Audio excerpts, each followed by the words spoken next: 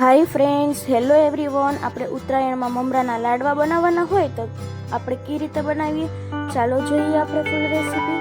સૌથી પહેલાં તો એક તપેલામાં આપણે ગોળ લઈશું અને તેને ગરમ થવા દઈશું. એકદમ સરસ ગોળ ગરમ થઈ જાય ત્યાં સુધી આમ ચમચા વડે હલાવી રાખશું જેથી કરીને ગોળ બેસી ના જાય નીચે. એકદમ સરસ જોઈ શકો છો તમે ઉકળવા લાગ્યો છે. હજી થોડી વાર આપણે મીડિયમ ફ્લેમ ઉપર ઉકળવા દઈશું. ત્યારબાદ તેમાં આપણે સફેદ મમરાની થેલી મળે છે તે મમરા ચાળી એકદમ ચોખ્ખા કરીને આપણે આમાં એડ કરી દઈશું.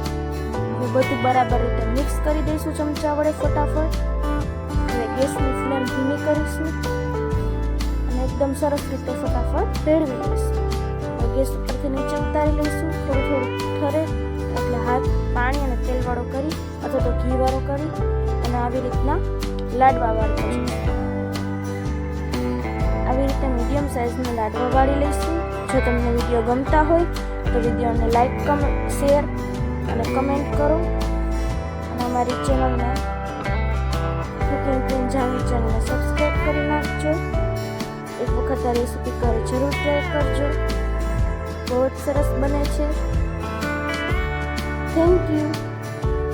બાળકોને પણ એકદમ સરસ ભાવે તેવી રેસીપી છે.